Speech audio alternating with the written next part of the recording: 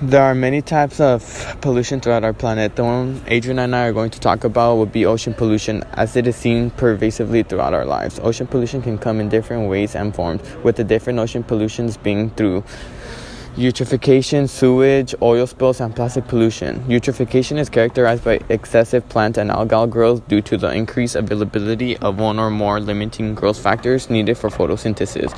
The effect on the environment eutrophication has is that when algal blooms, it blocks the light from penetrating into the water and harms the plants and other marine species that need it.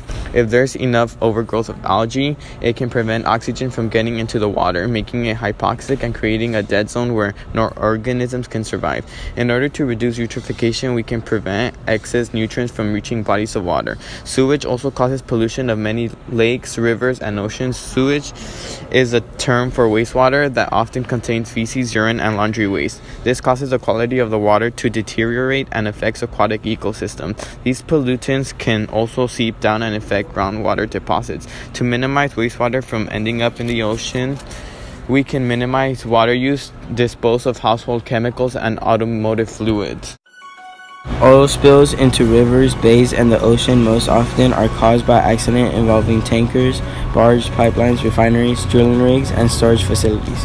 The oil spills frequently kill marine mammals such as whales, dolphins, seals, and sea otters.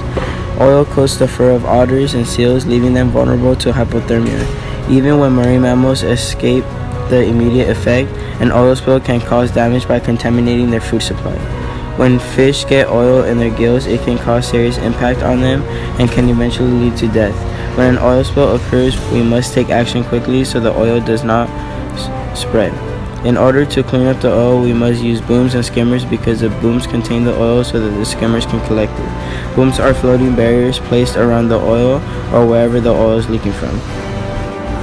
Lastly, plastic pollution occurs when the accumulation of plastic products in the environment that adversely affects wildlife, habitats, or humans. There are about 5 trillion pieces of plastic floating in the ocean worldwide. It is said that the first ever pieces of plastic are still floating in the oceans.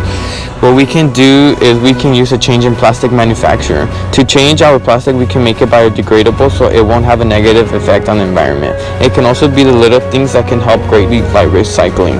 Recycling can help prevent the emissions of greenhouse gases, water pollutants, and can help save energy. We the people need to understand that we are the ones creating this mess. Now we must dig ourselves out of this hole we've dug ourselves into. We are killing off marine organisms to the point where they're on the brink of extinction.